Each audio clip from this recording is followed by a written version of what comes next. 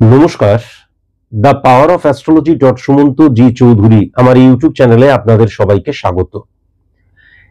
এখন আমি আলোচনা করব অগাস্ট মাস। এই মাসটিকে নিয়ে 6 তারিখ থেকে অগাস্টের 6 তারিখ থেকে 31 অগাস্ট এই পুরো মাসটাতে আমি ফিনান্সিয়াল দিক দিয়ে অর্থাৎ অর্থনৈতিক দিক দিয়ে মারাত্মক সাপোর্ট বা মারাত্মক ইনক্রিজ উন্নতি আমি কিন্তু 4টি রাশির ক্ষেত্রে লক্ষ্য করতে পাচ্ছি। আমি এই আলোচনাটি সার্বিক মতে করছি, সুতরাং আপনারা যদি মনে করেন যে স্পেসিফিক ভাবে আপনারা নিজেদের ছকটি ক্যালকুলেশন করাতে চান, তাহলে অবশ্যই কিন্তু কোনো সায়েন্টিফিক অ্যাস্ট্রোলজারের কাছে গিয়ে আপনারা আপনাদের ছকটি ক্যালকুলেশন করবেন। তিনি প্রেডিকশনের মধ্যে দিয়ে বলে দিতে পারবেন যে আপনার ফিনান্সিয়াল দিকটা কেমন রয়েছে। কিন্তু এই ক্ষেত্রে মাথায় রাখতে হবে, যদি আপনি আমার কাছে আসেন তাহলে অবশ্যই কিন্তু মাথায় রাখবেন যে কোনো সেলিব্রিটি, পলিটিশিয়ান তাদের প্রেডিকশন আমি করি না। এবং সেই সঙ্গে এটাও মাথায় রাখার প্রয়োজন যে হাতের মধ্যে যারা জেমস্টোন পরে আছেন তাদের প্রেডিকশন কিন্তু আমি করি না। এবং সেই সঙ্গে এটাও মাথায় রাখার প্রয়োজন, আমি এলাম কেবলমাত্র জানলাম আমার এখন বা সামনে এটা কিরকম ব্যাস হয়ে গেল তা নয়।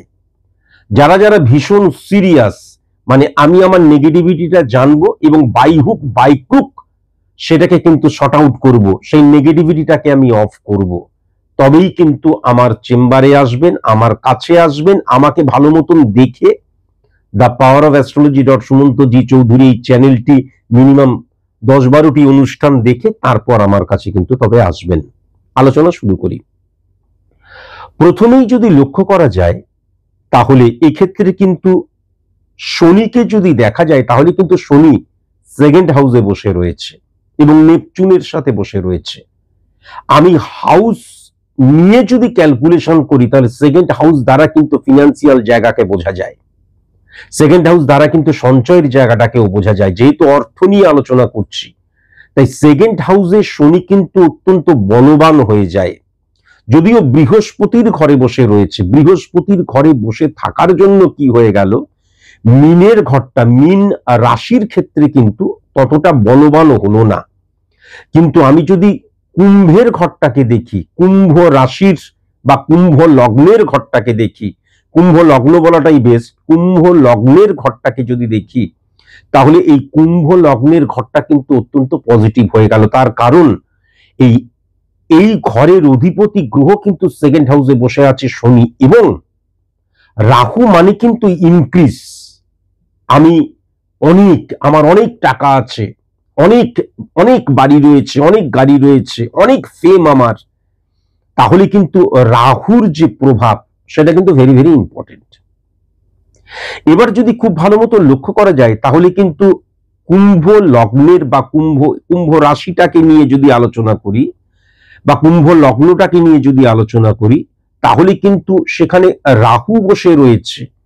সুতরাং সেকেন্ড হাউসে শনির যে প্রভাব, অর্থাৎ অর্থনৈতিক জায়গাটা, অর্থনীতি নিয়েই যেহেতু আলোচনা করছি তাই অর্থনৈতিক জায়গাটাকেই তুলে ধরছি। অর্থনৈতিক বা সঞ্চয়ের জায়গাটা এক্সট্রিম পর্যায়ে চলে যাবার জায়গা কিন্তু আমি 6 তারিখ থেকে 31 তারিখ আগস্ট মাসে লক্ষ্য করতে পারছি। সর্বপ্রথম কুম্ভ রাশি বা কুম্ভ লগ্নের জাতক জাতিকাদের ক্ষেত্রে অত্যন্ত পজিটিভ জায়গা, 1 2 3 4 5 6 7। এবং সবচেয়ে বড় কথা, সেই রাহু কিন্তু সমসপ্তমে যদি ভালো মতো লক্ষ্য করা যায় তাহলে যে কেতুকে হিট করছে, সেই কেতু কিন্তু উচ্চস্থ হয়ে রয়েছে। কেন না, রবির ঘরে রবি কিন্তু উচ্চস্থ।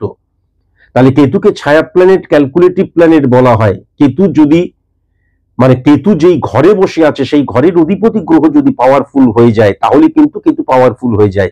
তাহলে সূর্য রবি এক্ষেত্রে কিন্তু কর্কটের ঘরে বসে রয়েছে এবং কর্কটের ঘরে কিন্তু বুধের সাথে বসে রয়েছে। এবং সেক্ষেত্রে যেটা লক্ষ্য করা যাচ্ছে, সমসপ্তমী কিন্তু যে শনিকে হিট করছে সে কিন্তু সেকেন্ড হাউসের অধিপতি গ্রহ, সেকেন্ড হাউসে ফিজিক্যালি বসে রয়েছে 1 নাম্বার ঘরের অধিপতি গ্রহ। তাহলে এই ক্ষেত্রে কিন্তু অত্যন্ত বলবান হয়ে গেছে কুম্ভ রাশি বা কুম্ভ লগ্নের ফিনান্সিয়াল দিকটা এই অগাস্ট মাসে। ফার্স্ট। সেকেন্ড যদি লক্ষ্য করা যায় তাহলে কর্কটের ঘর, আমি আগেই বললাম প্রথমত কর্কটের ঘরের অধিপতি গ্রহ কে? চন্দ্র। সেই চন্দ্র বৃহস্পতির ঘরে বসে আছে, গজকেশ্বরী যোগ। আবার যদি 1 2 3 4 5 6 7 1 2 3 4 5 6 7 আবার সেই চন্দ্র কিন্তু সমসপ্তমে বৃহস্পতিকেই হিট করছে। আবার সেই বৃহস্পতি কিন্তু 2:1% মধ্যে দিয়ে কর্কটের ঘরকে হিট করছে। তাহলে সূর্য চন্দ্রের অবস্থান এবং বৃহস্পতি যেহেতু বুধের ঘরে এবং শুক্র বুধের অবস্থান এবং মঙ্গল বুধের অবস্থান কিন্তু কর্কটের ঘরকে অত্যন্ত বলবান করে দিচ্ছে, অন্তত অর্থনৈতিক দিক দিয়ে বা সঞ্চয়ের দিক দিয়ে অত্যন্ত বলবান করে দিচ্ছে। প্রথম কি বললাম? কুম্ভ রাশি বা লগ্ন, দ্বিতীয়টা কিন্তু কর্কট রাশি বা লগ্নের এই কর্কটের ঘরটাকে অত্যন্ত বলবান করে দিচ্ছে। এবং সবচেয়ে ইন্টারেস্টিং জিনিস, কেন অর্থনৈতিক দিক দিয়ে স্যাটিসফাই হবে তারা, তার কারণ হচ্ছে সূর্যের ঘরে কিন্তু কেতু বসে রয়েছে। কেতুকে স্যাটিসফ্যাকশনের কারো কথা বলা হয়, তাহলে কেতু কোথায় বসে রয়েছে? সূর্যের ঘরে বসে রয়েছে। আগেই বললাম যে কেতুর নিজস্ব কোনো পাওয়ার নেই, ছায়া প্ল্যানেট, ক্যালকুলেটিভ প্ল্যানেট বলা হয়। যেই ঘরে বসে থাকে সেই ঘরের অধিপতি গ্রহ যদি পাওয়ারফুল হয়ে যায় তাহলে কিন্তু কেতু পাওয়ারফুল হয়ে যায়। এক্ষেত্রে কেতু অত্যন্ত পাওয়ারফুল হয়ে গেছে সূর্যের জন্য। কর্কট রাশির ক্ষেত্রে বা কর্কট লগ্নের ক্ষেত্রে কর্কটের ঘরটায় একটা নেগেটিভিটি লক্ষ্য করা যাবে, যে ফিনান্সিয়াল দিক দিয়ে যে মারাত্মক উন্নতি সেটা ফ্লাকচুয়েশনের জায়গাও কিন্তু লক্ষ্য করা যাচ্ছে। কেমন? এবং সবচেয়ে বড় কথা, এই যে অর্থনৈতিক জায়গাটা অত্যন্ত পজিটিভ, সেক্ষেত্রে অনেক সময় কিন্তু আমি আমার বুদ্ধিকে নেগেটিভ ভাবে ইমপ্লিমেন্ট করতে পারি, আমি আমার ব্রেনকে নেগেটিভ ভাবে ইমপ্লিমেন্ট করতে পারি, বা আমার যে যুক্তিকে নেগেটিভ ভাবে ইমপ্লিমেন্ট করতে পারি। ফাটকার জায়গাটাও নেগেটিভ হয়ে যাচ্ছে, কিন্তু মানে ফাটকার জায়গাটাও লক্ষ্য করা যাচ্ছে কর্কটের ঘরে। কেন না? সেখানে কিন্তু বুধ বসে রয়েছে। বুধ কিন্তু চন্দ্রের ঘরে কখনো পজিটিভ মানা হয় না, যা কিন্তু ঠিক 2:1% উপর দিয়ে কিন্তু তার উপরেই কিন্তু বৃহস্পতি এবং শুক্র বসে রয়েছে।